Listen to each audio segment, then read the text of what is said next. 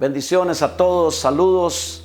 Estamos en este día reunidos dando gloria al Señor y quiero compartir con ustedes un mensaje que creo que va a ser de mucha edificación y es un enfoque bíblico sobre la ansiedad y la depresión.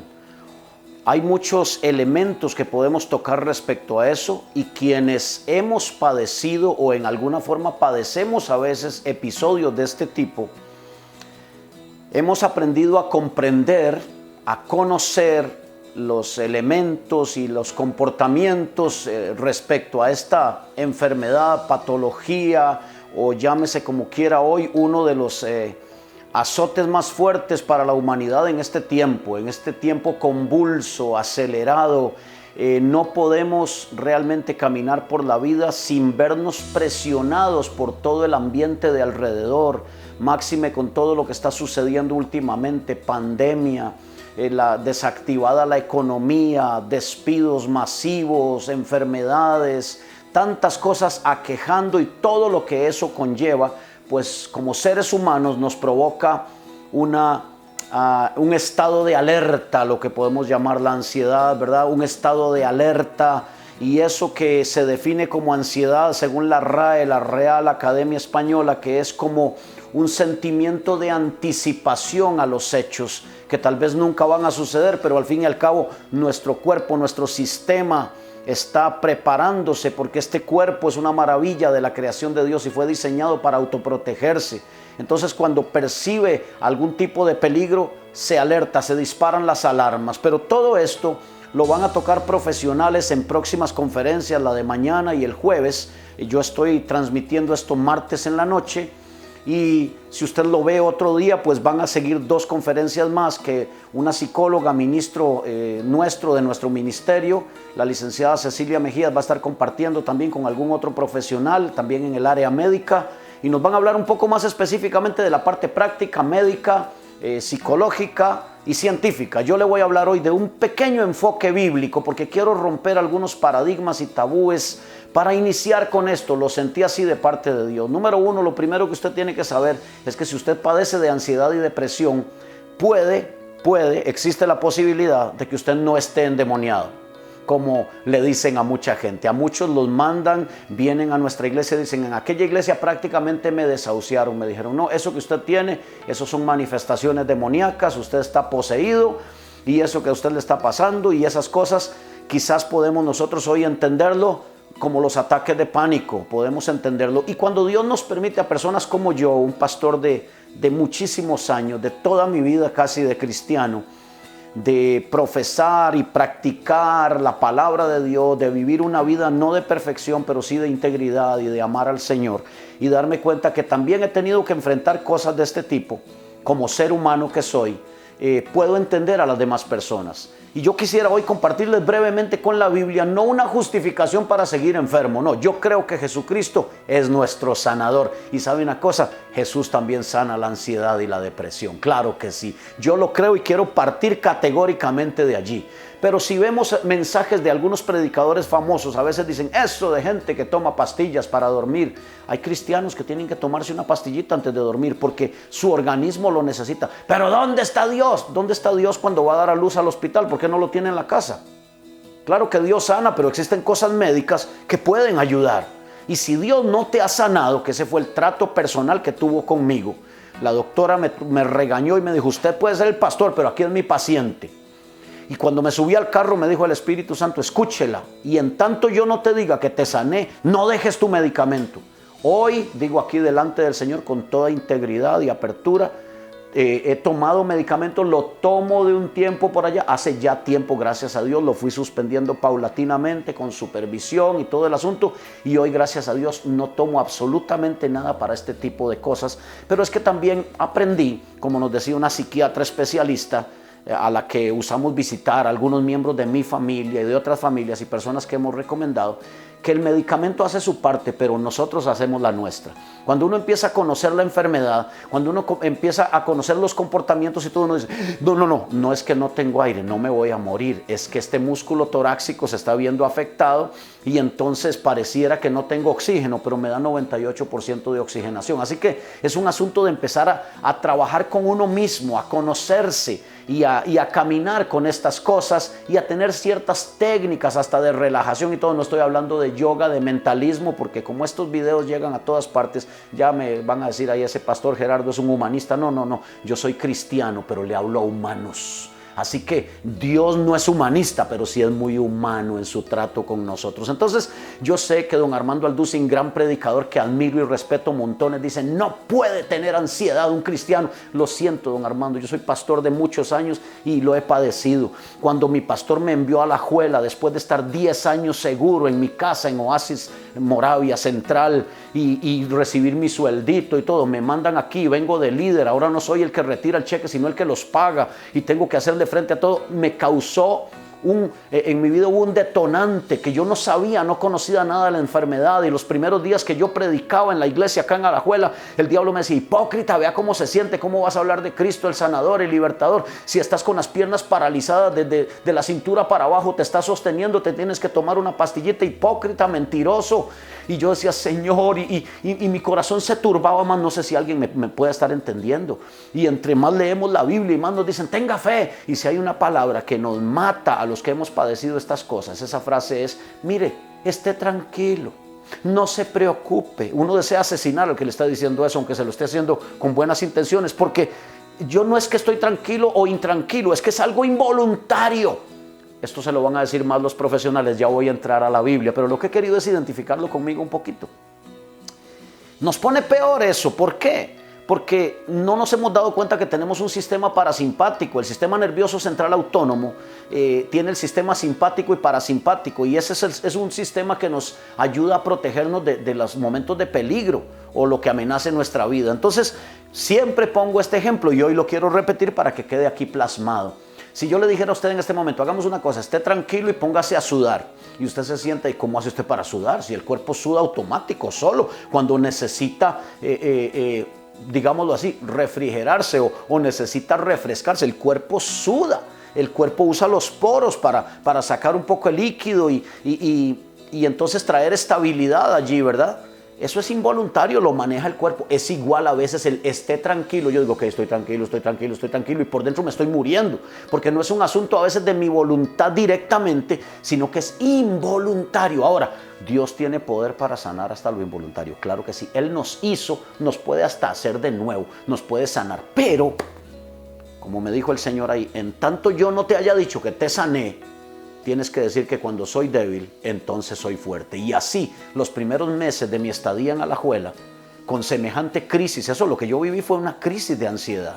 Como cuando la muchacha se casa y se va de casa, no entiende qué es lo que le está pasando. No es que no ame a su esposo, no es que no quiera ir a la luna de miel maravillosa, no, es que está saliendo de la seguridad del hogar para ir a algo desconocido, y eso es lo que tiene la ansiedad.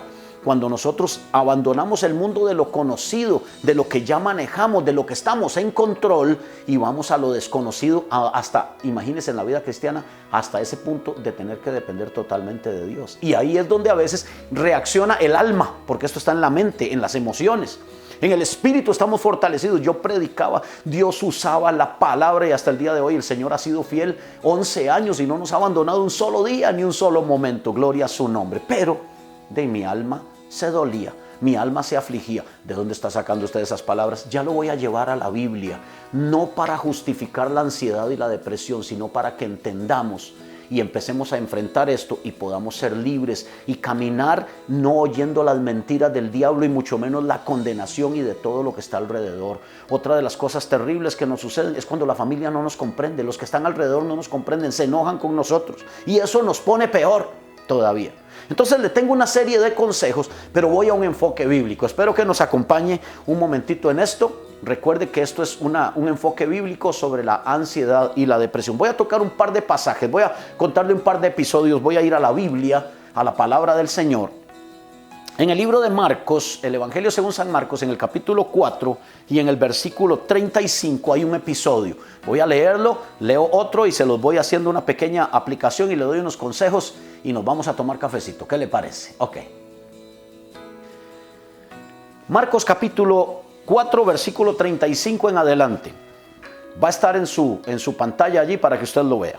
Aquel día, cuando llegó la noche, les dijo, pasemos al otro lado. Cuando llegó la noche. Si hay algo que nos asusta a veces a muchos es la noche, la oscuridad, ¿verdad? Y despidiendo a la multitud le tomaron como estaba en la barca, o sea, no hubo preparativos de nada. Y había también con él otras barcas.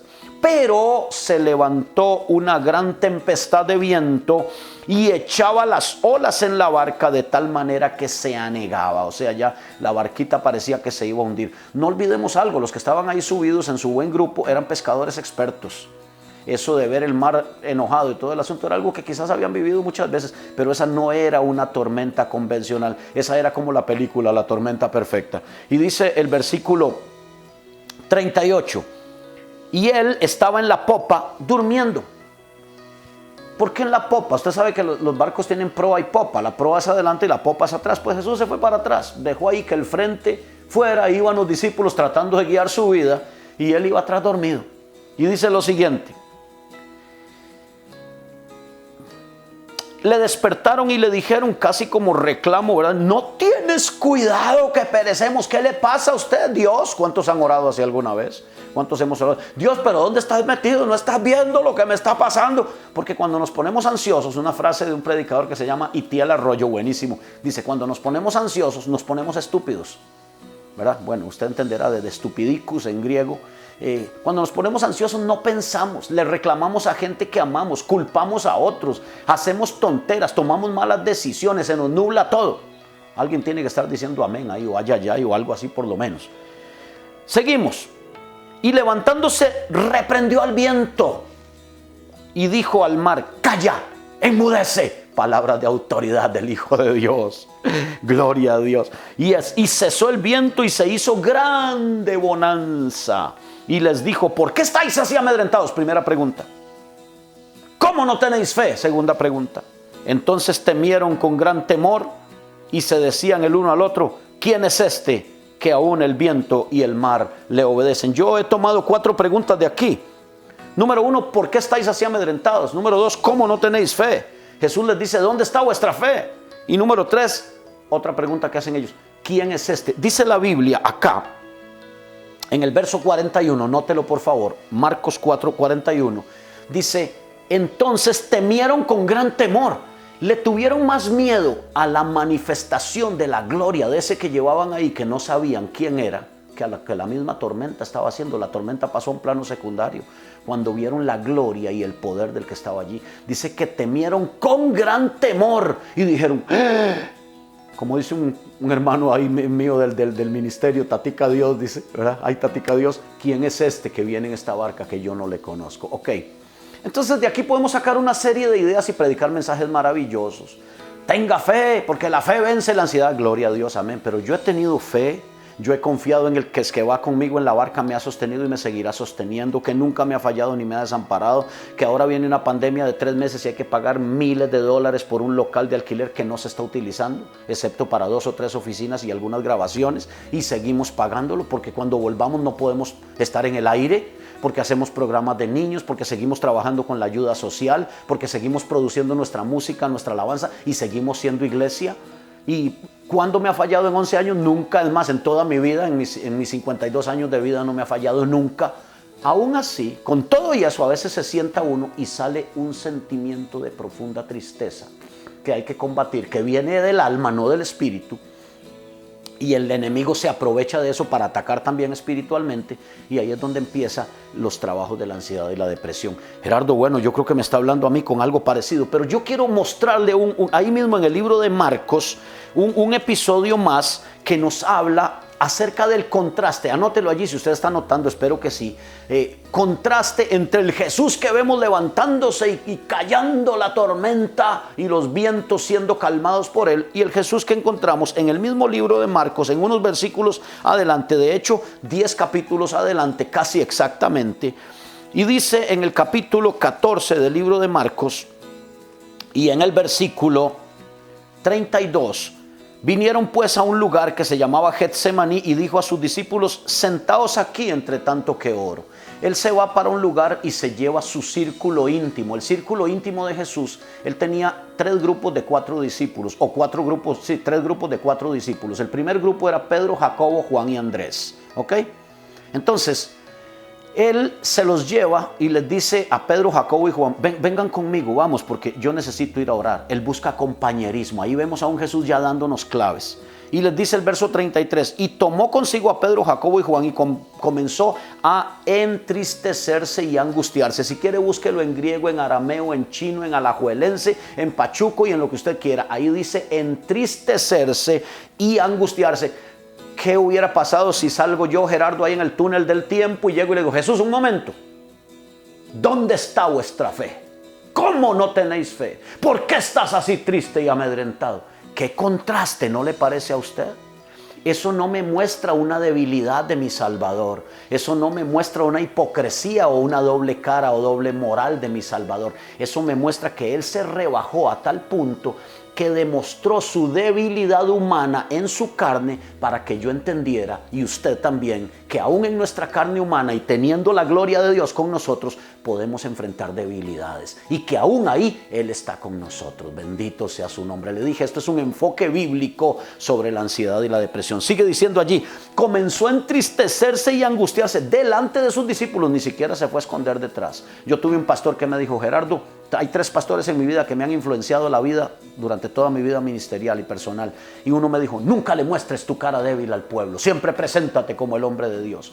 Y luego llego donde el último pastor, el que tengo ahora de más de 25 años, y me dice, y lo veo adelante pidiéndole perdón a la iglesia por haber contristado al Espíritu Santo. Eso me causó un contraste en la vida a mí, presentándose como casi como un fariseo hipócrita, diciendo, perdónenme hermanos, yo me sentía bien un día que me quebré un brazo y que me podía quedar en casa un miércoles viendo un partido, porque estaba cansado, porque se le había vuelto ya costumbre y religiosidad.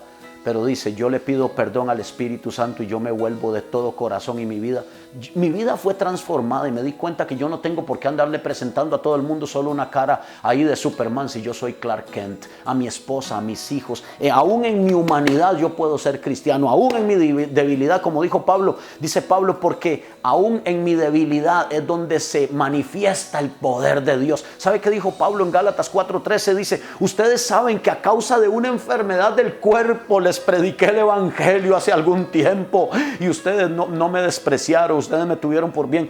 Pablo dice que Eliseo murió de la enfermedad con que iba a morir, y un rey se le presenta y Eliseo le dice, vea, usted tiene que hacer esto, golpee la tierra, de la enfermedad con que iba a morir. Un profeta de Dios que Dios usaba haciendo flotar un hacha, sanando enfermos, resucitando muertos. Sí, somos seres humanos. Eso es lo que nos está gritando Jesús en este pasaje. Nos revela maravillosamente Él que somos seres humanos, pero que a pesar de nuestra humanidad hay victoria en Él. Y sigue diciendo el versículo 34, se entristecía y dijo, mi alma está muy triste. ¿Qué es eso sino una depresión? ¿Qué es eso sino un síntoma de un ataque depresivo y de un síntoma de crisis de ansiedad? Mi alma está muy triste hasta la muerte. Quedaos aquí, velad, buscando compañerismo. Ayúdenme, apóyenme, no me dejen solo.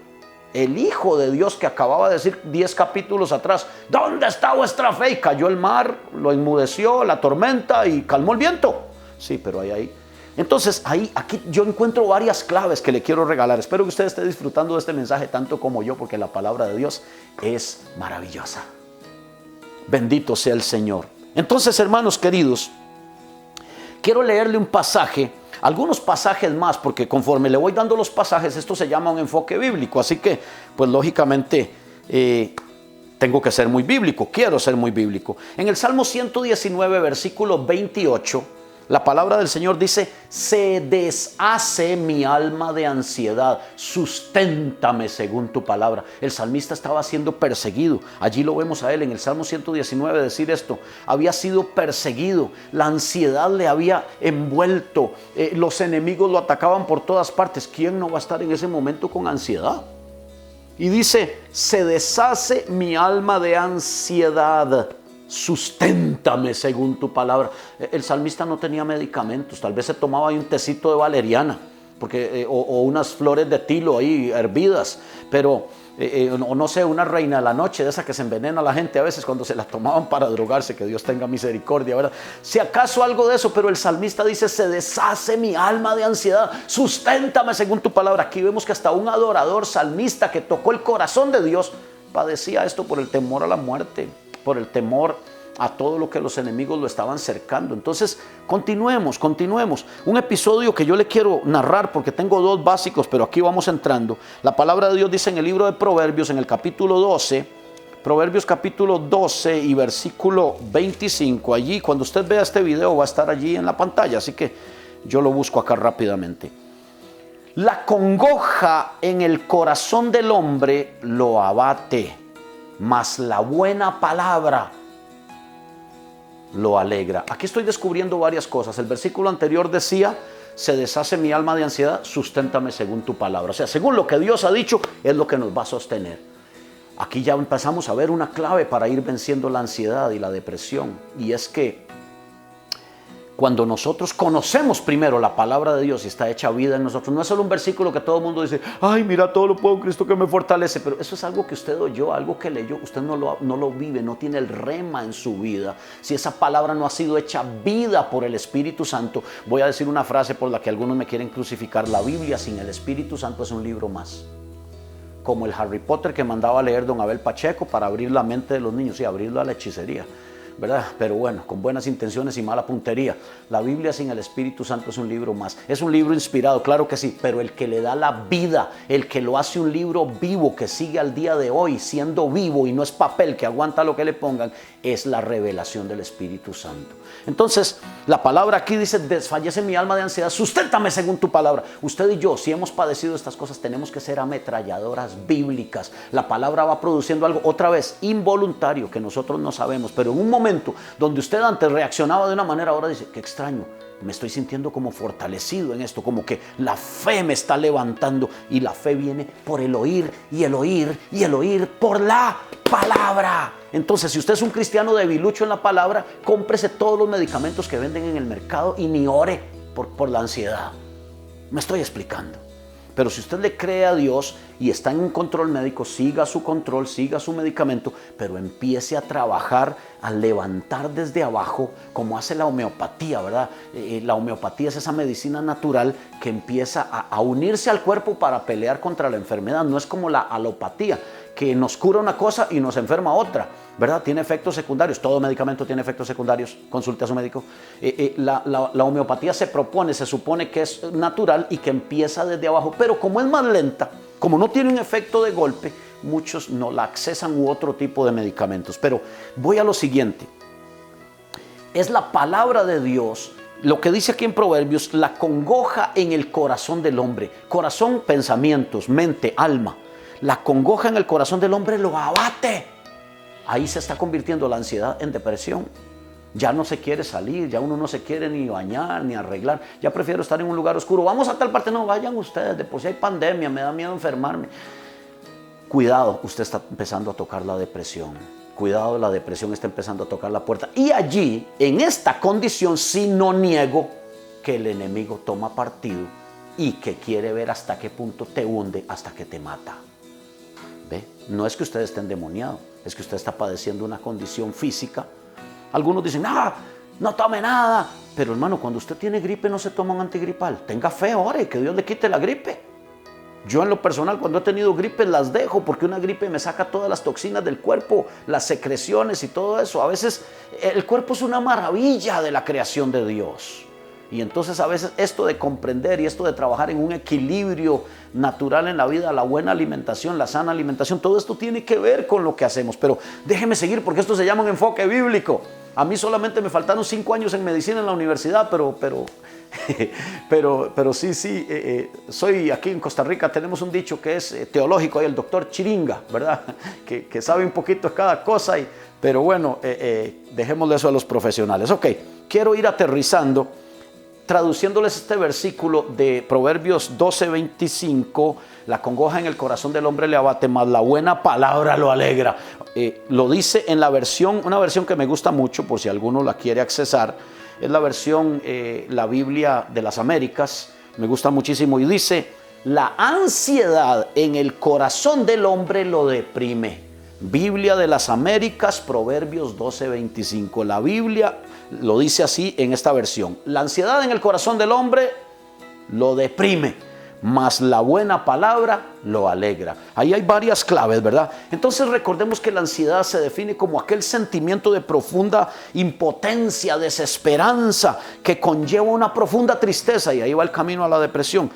Puede ser causado por problemas reales o por problemas imaginarios que puedan presentarse y que uno no puede controlar. Siempre enseño en las charlas motivacionales que compartimos ahí un poquito, que uno no puede controlar la atmósfera negativa del mundo, pero sí puede controlar la atmósfera de su ánimo. Uno no puede controlar sus sentimientos a veces respecto a algo, pero sí puede evitar que sus sentimientos lo controlen. No puedo controlar mis emociones, a veces brotan, están ahí porque Dios me permitió para ser humano, para saber que soy un ser humano, pero puedo evitar que mis sentimientos me controlen a mí y a pesar de todo seguir adelante. Jesús se dolió, se entristeció, pero siempre fue a la cruz, no dejó que lo detuviera. Él venció allí su humanidad y nos dejó un gran ejemplo a nosotros para que pudiéramos vencer. Bien, antes de darle un par de consejos rápidos, le voy a decir 2 episodios, usted los puede leer en casa detenidamente. Yo no tengo el tiempo ha avanzado, tengo que terminar, pero estos 2 días que siguen van a venir conferencias sobre esto en la parte psicológica, médica, científica y también espiritual, porque Cecilia es una mujer de Dios, pero con un enfoque muy práctico, ¿verdad? De este enfoque bíblico que yo estoy dando el día de hoy. En Números capítulo 11 y en el versículo 5 hay un episodio donde Moisés, el pueblo empieza a murmurar, habían salido de Egipto.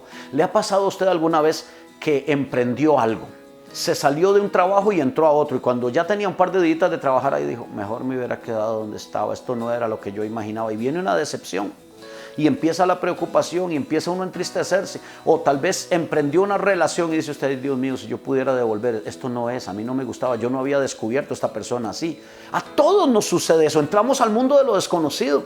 Por eso a nadie le gusta el cambio, porque a todo el mundo le gusta el ambiente que domina, que ya maneja, porque es conocido. Por eso a nadie le gusta lo nuevo, en cierta forma, por decirlo así, porque nos lleva a algo desconocido.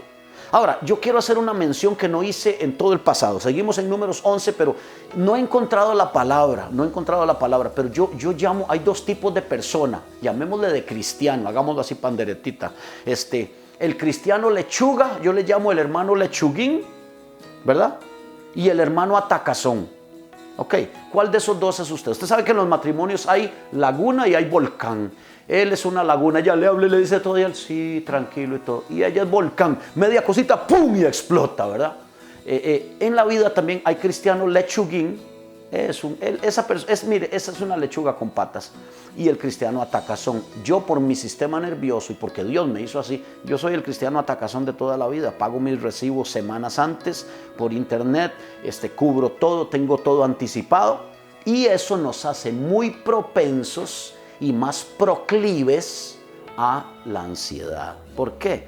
Porque el hermano lechuguín va manejando el carro y le suenan las válvulas al carro y un pistón está por salírsele por la mufla del carro y él sube el radio, el volumen, y va muerto de risa cantando: Jehová es mi guerrero, aleluya, aleluya, y el carro se le está partiendo y el tipo ni cuenta se da porque es un lechuguín fresquititico.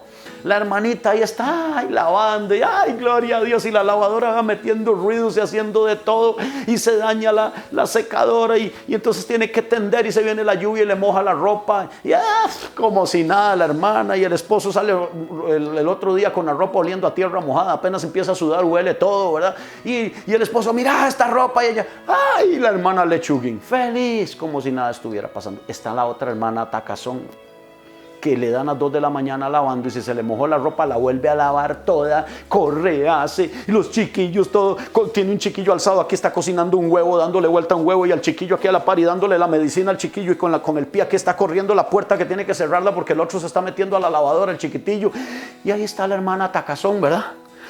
Y en la noche esa mujer es un volcán, es una explosión, lo que está esperando es un detonante. Entonces, lo que quiero decirles es que esos dos tipos de personas que hay, algunos somos más proclive que otros a explotar, a que nos afecten más las cosas. Es que a usted se le da todo, le dicen a uno, pues sí se me da, porque vos estás como muerto, porque vos esperás el salario y nada más vas y te sentás al carro.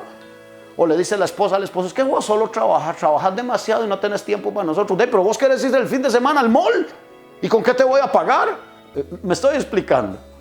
Tenemos que aprender a vivir todo esto, mi gente. Y yo, en estos episodios, por ejemplo, de Números 11, vemos como Moisés llega un momento en el que el pueblo lo lleva a tal punto que Moisés le dije, Dios, ya basta, quíteme la vida.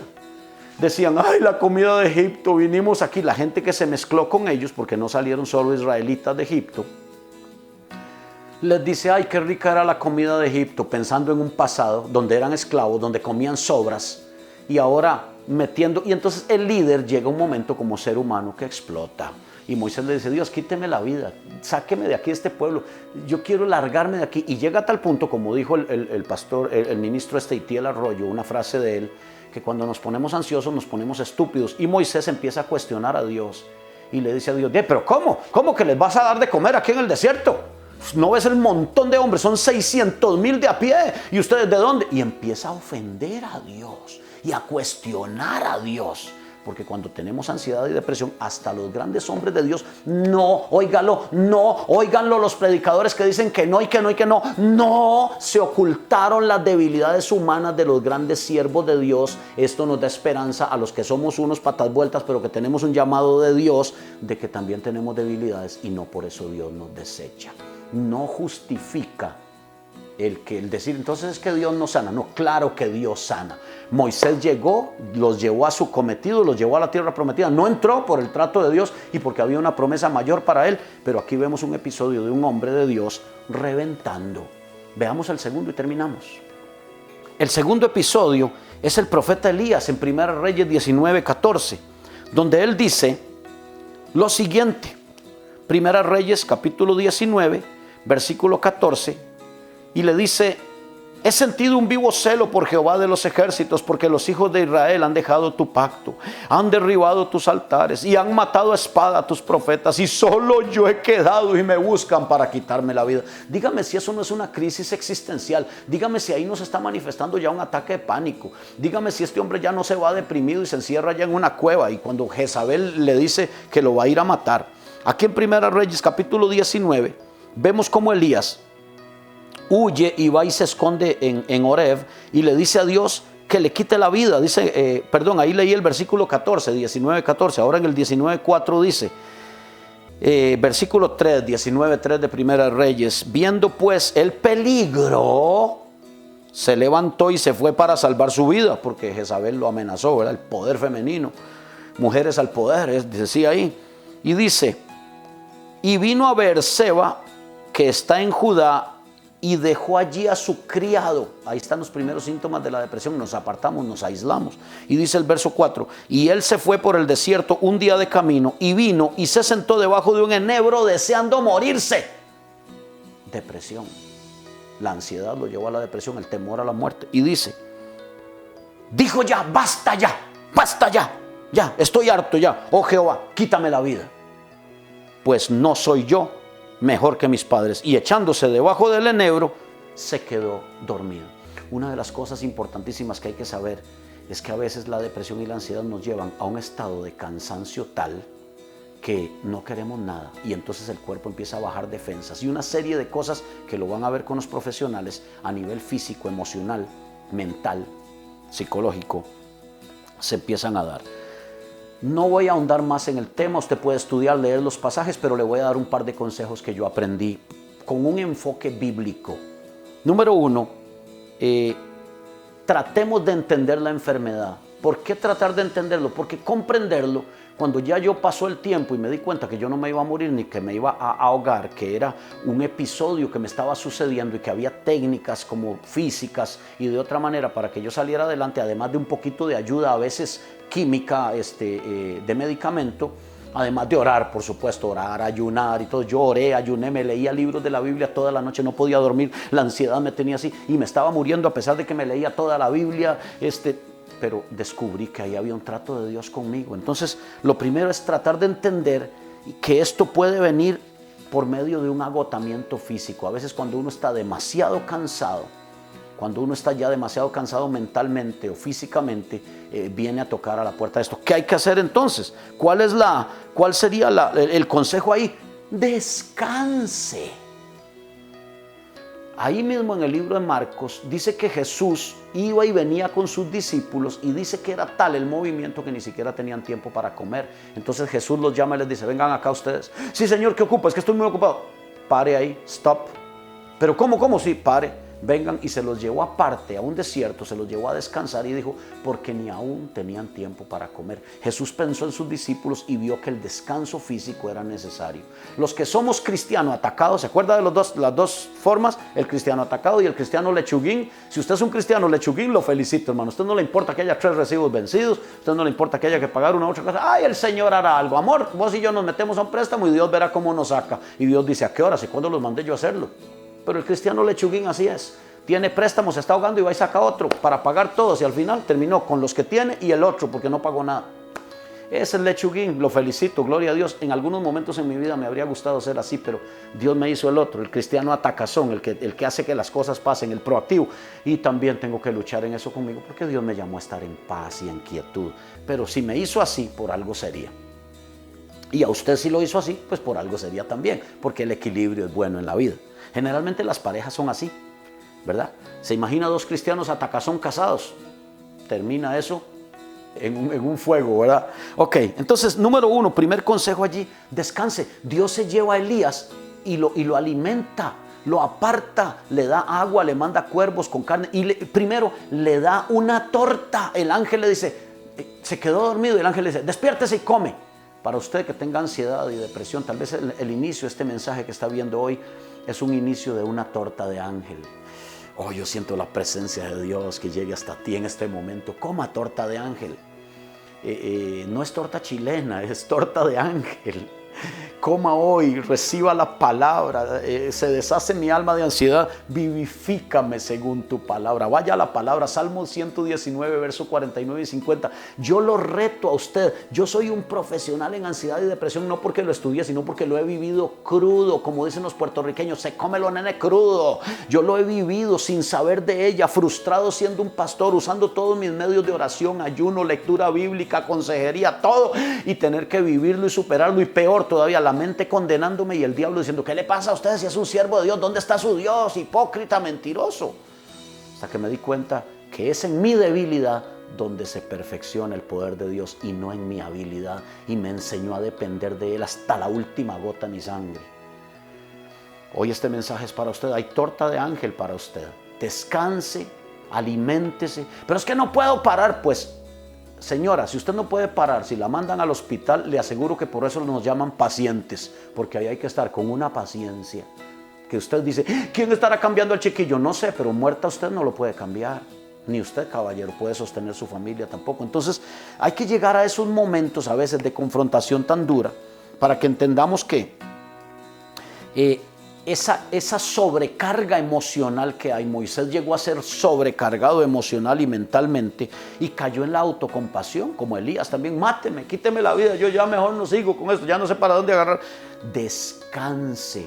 La persona queda debilitada y hasta se debilita espiritualmente. Hay una frase que uso, yo creo que es de un predicador muy bueno, yo creo que se llama Gerardo, y la frase dice, cuando la fatiga aumenta, la fe decrece. Porque hasta para tener fe necesitamos energía. Cuando la fatiga aumenta, la fe decrece. Entonces una persona a veces uno la ve y en la consejería, vea pastor, y es que yo, y todo, le digo, hija, usted tiene una cosa, usted no ocupa más ayuno de oración. ¿De veras? No, usted está orando, sí, o ayuna, sí, deje de ayunar porque se va a morir, hija. ¿Cómo? Un pastor diciéndole eso a uno, sí. Descanse, aliméntese bien. Usted no está endemoniada, usted no está saliéndose del propósito de Dios. Usted lo que está es cansada, reventada, con un desgaste emocional. Usted lo que está viviendo ahorita es un desequilibrio, una descompensación en su mente, en su corazón y en su físico. Se llama somatización. Cuando el cuerpo no lo puede soportar, ¿sabe qué hace? Se lo pasa al alma. Ve al salmista, Salmo 73 dijo, era como una bestia, yo no entendía y en mi corazón sentía punzadas. ¿Por qué sentía punzadas en el corazón? Se llama en griego somas, ¿verdad? Cuerpo, soma, somatización. No lo puede manejar el alma, entonces lo pasa al cuerpo. Hay muchas enfermedades psicosomáticas hoy en día, que como ya el alma no puede soportar tal nivel de tensión, se lo pasa al cuerpo. Y hay gente enferma, toma pastillas, se inyecta cosas, hace de todo y no se cura, porque la enfermedad no está en el cuerpo, está en el alma. Y ahí tenemos un médico por excelencia que sana el alma en la clínica de las almas. Pero usted me entiende, el cuerpo humano es equilibrado. Usted tiene un cuerpo que hay que trabajar, tiene un alma y tiene un espíritu. Somos tripartitas. Entonces, si yo le doy medicina al espíritu, que era para el alma, bueno, vamos a ver, puede ser que sirva. Si yo le doy al alma medicina, que era para el cuerpo, ¿verdad? Me puedo tomar todos los medicamentos de la Caja Costarricense del Seguro Social para curar este cuerpo, pero si la enfermedad está saliendo del alma, es como echarle constantemente el insecticida a las hojas de la planta, pero la bacteria está en la raíz y hay que ir a atacar la raíz. Entonces, entendemos esto, y una cosa que le quiero dejar importantísima, con la que quiero cerrar hoy, es que a veces estos episodios vienen después de una alegría. No siempre desencadena un ataque de pánico o una crisis de ansiedad, no siempre es desencadenada por un mal momento, por una muerte, por una pérdida, por un luto. A veces es por un momento alegre. Vea qué interesante. Tanto Moisés acababa de liberar al pueblo de Egipto y ahora vienen, ¡pum!, y estalla con lo que está pasando. Elías acababa de matar los 450 profetas de Baal, los profetas de Acera, 400. Se tiñó de rojo el Jordán ese día. Una gran victoria, y el día siguiente le llega una noticia. Casi siempre después de que hemos visto una victoria, los pastores nos cuidamos muchísimo los días lunes. Pasan cosas gloriosas el domingo, el lunes nos llega una carta del Ministerio de Salud. Yo les llamo las cartas de Jezabel. O nos llega algo, vieron a tal hermano en pecado. Me mandan el estado, de esos que ponen los famosos estados de WhatsApp o de lo que sea, o en Instagram, de un hermanito de la iglesia allá bailando, allá con licor, allá con mujeres, allá con esto y lo otro, una hermanita en esto y lo otro, un mal comentario. Cartas de Satanás, cartas de Jezabel, y esas vienen a tocar la puerta generalmente después de las grandes victorias. Qué interesante. El diablo, es un desgraciado, pero es astuto. Así que entonces, siempre hay respuestas de Dios. ¿Qué hizo Dios con Moisés? Le dijo, venga acá, Moisés, el mundo no se ha terminado, tráigame 70 ancianos, usted lo que está es muy cargado, muy cansado. Vea qué interesante, Dios no hizo descender fuego del cielo. Dios llamó a Moisés y le dijo, tráigame 70 ancianos. Tomó del espíritu que había en él, el espíritu de Dios reproducido en Moisés, en su carácter, en su vida, y lo pone sobre los 70 varones y dice, y ellos llevarán la carga contigo y no la llevarás tú solo. Moisés hizo un término teológico increíble que usamos mi esposa y yo muchísimo, y es que descompresionó. Moisés, ¿verdad? Eso es lo que ocupamos a veces. Otra respuesta de Dios a Elías, ¿qué le dijo? Ese señor, me voy a morir, Jezabel me persigue. Vea, coma, qué linda respuesta. Coma torta de ángel, le dio otra torta más. Oiga, y esa comida fue tal que Elías corría delante de los carruajes de Acab, de los carros más rápidos del rey, que lo levantaron. Y bueno, entonces, ¿será que Dios para ti tiene hoy o descanso y descompresión y aligerar las cargas? ¿O tiene comida y alimento para ti? Claro que sí, Él tiene todo eso para ti. Pero igual, aquí vienen mis consejos de cierre puntuales. Número 1, no es lo mismo ocio que descanso. Tengo citas desde las 8 de la mañana hasta las 7 de la noche. Y resulta que la cita de 3 a 4 y media no vino. Y me dice la persona, no vino la cita. Yo digo, ay, voy a descansar, ¿verdad? Mentira. El ocio no es descanso. Y ahí tuve un tiempo de ocio. ¿Por qué? Porque no tuve que hacer lo que estaba esperando hacer. Pero no planeé ningún descanso para ese momento. El descanso se planea. Se planea. Con dolo, alevosía y premeditación, el cuerpo empieza a entrar y dice, se alegra el tiempo de descanso, se acerca el tiempo de descanso. Recuerda cuando usted va a unas vacaciones, 1, 2 días, tal vez alcanzó un poquito el presupuesto para que fuera un máximo de 1, 2 días, 3 días, y como que al tercer día, donde usted está empezando el cuerpo a entender que está descansando y ya está listo para descansar, ya hay que regresar y vuelve más cansado. ¿Le ha pasado eso? Que Dios nos ayude, pero necesitamos planear un descanso permanente de algún día de la semana. Por algo Dios dio un día, el día de la semana, el día de descanso, y que hay que saber planearlo bien. y un descanso también mensual o trimestral o anual al menos, donde podamos tener de verdad un tiempo. Y esto con la planificación, con la buena administración. A veces no hay ni que gastar dinerales para poder planear algo para la familia y para el descanso. Muy bien. Número 1, descanse. Número 2, busque consejo a tiempo. Abrace la sabiduría de la palabra. Llénese de sana información. Eso es importantísimo. Busque consejo a tiempo.